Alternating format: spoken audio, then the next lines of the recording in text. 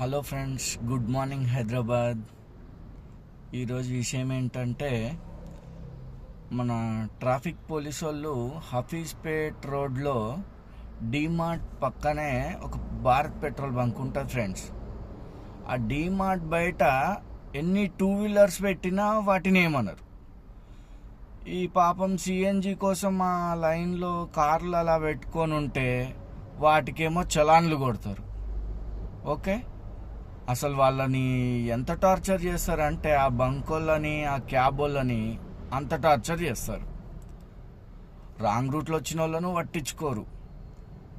ఆ బ్రిడ్జ్ పక్కనే ఎంతోమంది రాంగ్ రూట్లో పోతారు, రాంగ్ రూట్లో వస్తారు, వాళ్ళని ఏమనరు.